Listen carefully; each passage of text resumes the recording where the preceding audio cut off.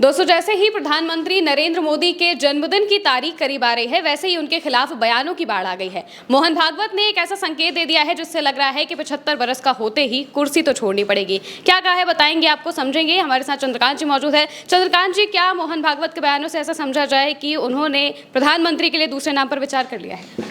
देखिए, मोहन भागवत ने जो बयान दिया है उस बयान को आपको समझना पड़ेगा। मोहन भागवत ऐसे वक्त में बयान दे रहे हैं जब सबसे ज़्यादा चर्चा इस बात की हो रही है कि भारतीय जनता पार्टी में जो नियम बना था 75 साल वाला, हालांकि भारतीय जनता पार्टी के तमाम जो बड़े नेता हैं वो इसको डिनाई करते हैं कि हमारी पार्टी में ऐसा कोई, संविधान में ऐसा कुछ लिखा नहीं है। हम भी इस बात को मानते हैं कि संविधान में नहीं लिखा है और नहीं लिखा है, लेकिन फिर भी लालकृष्ण आडवाणी, मुरली मनोहर जोशी, सुमित्रा महाजन, नजमा हेपतुल्ला, रीता बोगड़ा जोशी, ये एक लंबी फहरिस्त है जिनको मार्गदर्शक मंडल में जाना पड़ा, जिनके टिकट कटे, जो चुनावी राजनीति से दूर हो गए।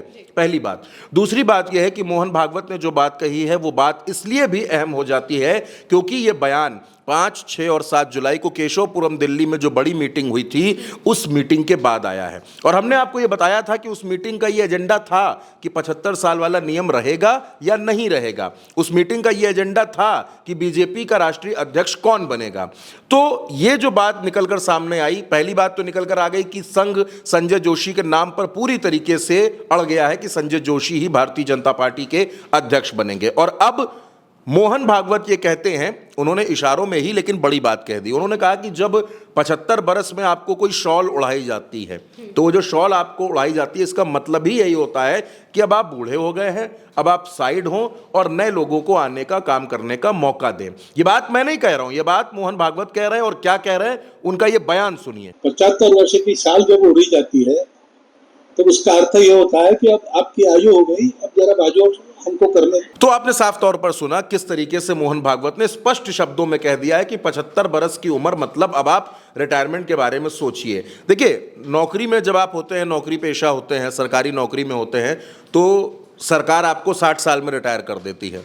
लेकिन राजनीति में वैसे भी कोई उम्र नहीं मानी गई है, कौन कब तक राजनीति करेगा, कब तक सक्रिय रहेगा। लेकिन भारतीय जनता पार्टी में खुद प्रधानमंत्री नरेंद्र मोदी की यह इच्छा थी कि जो लोग 75 साल के हो जाएं वो सक्रिय राजनीति से, चुनावी राजनीति से खुद को अलग करें और बाकी जो नए लोग हैं उनको आने का मौका दें। पहली बात। दूसरी बात, अगर आपको याद हो 2024 के लोकसभा चुनाव में भारतीय जनता पार्टी की तरफ से यह बात कही गई कि जो लोग 2 बार से ज्यादा के सांसद बन चुके हैं वो लोग अब रहने दें और नए लोगों को आने का मौका दें। यह कहकर बहुत से लोगों के टिकट काटे गए थे उस समय।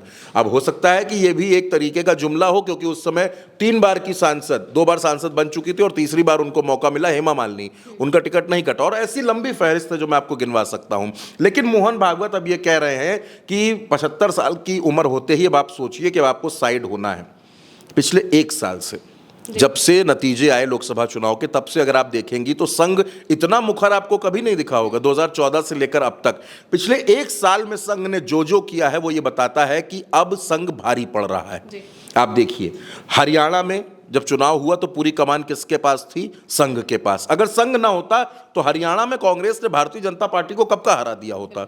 लेकिन उसके बाद आप देखिए, महाराष्ट्र, तमाम नाम चलाए गए, तमाम नामों पर चर्चा हुआ, फाइनल मुहर किस पर लगी? देवेंद्र फडणवीस के नाम पर। क्यों? क्योंकि देवेंद्र फडणवीस संघ के आदमी थे। आप याद कीजिए उसके बाद दिल्ली का चुनाव, दिल्ली के चुनाव में कितने नामों पर चर्चा थी? कौन मुख्यमंत्री बनेगा, कौन मुख्यमंत्री बनेगा? और मुख्यमंत्री कौन बनी? रेखा गुप्ता। क्यों? संघ के बैकग्राउंड से आती थी। उसके बाद आप देखिए, मध्य प्रदेश में भारतीय जनता पार्टी के प्रदेश अध्यक्ष का चयन किया गया, खंडेलवाल साहब को प्रदेश अध्यक्ष बनाया गया। वो कौन थे? संघ के आदमी थे। यानी संघ ने बार बार ये बता दिया, बार बार ये एहसास करा दिया कि अब हमारी चलेगी और अब हम अपने तरीके से काम करवाएंगे।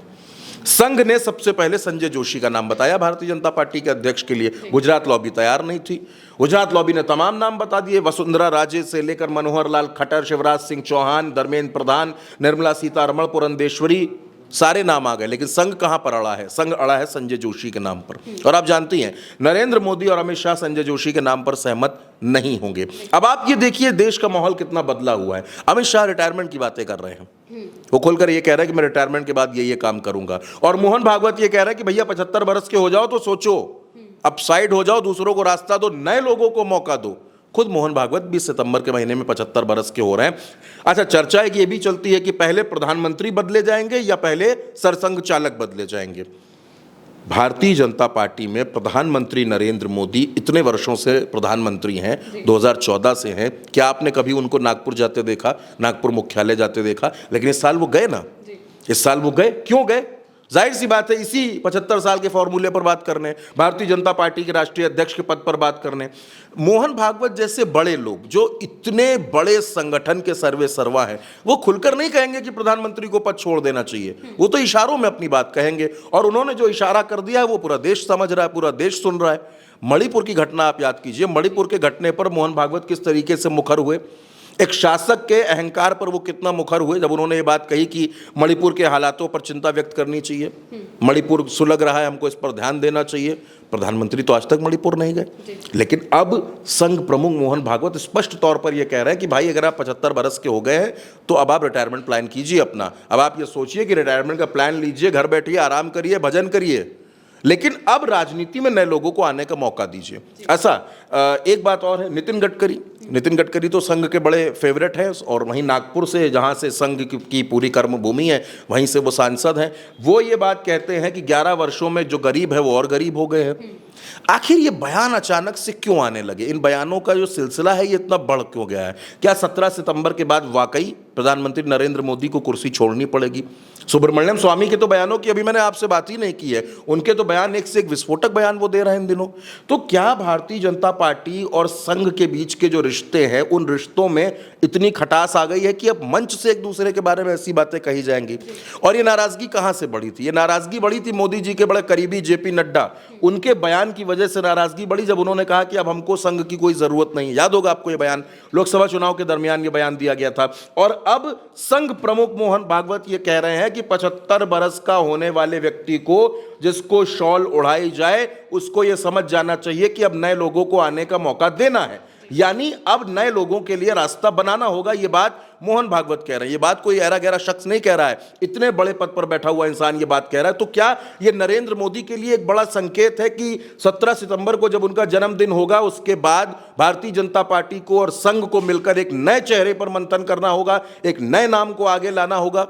क्योंकि मोदी जी 75 साल के हो गए हैं, तो ये एक लंबी बहस छिड़ गई है। और मोहन भागवत ने ये बयान देकर इस चर्चा को और बड़ा कर दिया है कि वाकई भारतीय जनता पार्टी में संघ के बीच में कुछ ना कुछ तो ऐसा है जिस पर अभी पर्दादारी है, लेकिन सितंबर आते आते वो मामला खुल जाएगा और प्रधानमंत्री नरेंद्र मोदी को रिप्लेस भी किया जा सकता है। अब क्या होगा इस मामले में? आगे बहस आगे बढ़ेगी या संघ और भारतीय जनता पार्टी के रिश्ते और खराब होंगे, ये देखने वाली बात होगी। लेकिन मैं आपसे ये जरूर कह सकता हूं आखिर में कि मोहन भागवत का ये बयान बेहद दिलचस्प है, बेहद रोचक है, और अब इस बयान पर बहस जरूर शुरू होगी। बिल्कुल, यानी पहले नितिन गडकरी और अब मोहन भागवत, एक के बाद एक जो सरकार के खिलाफ उनके बयानबाजी है वो सामने आ रही है, और इससे यही संकेत जाते हैं कि शायद वो अंदर ही अंदर ये चाहते हैं कि प्रधानमंत्री नरेंद्र मोदी अब कुर्सी छोड़े और किसी और को मौका दे। अब ये देखना होगा कि प्रधानमंत्री नरेंद्र मोदी इस पर अपना क्या रिएक्शन देते हैं, वो किस तरह से इन चीज़ों को सुधारते हैं, क्या उनके संघ के साथ जो रिश्ते हैं वो सही होंगे या और बिगड़ेंगे, ये आने वाले वक्त में जानेंगे। फिलहाल के लिए मेरे साथ इतना ही, आप देखते रहिए उल्टा चश्मा यूसी।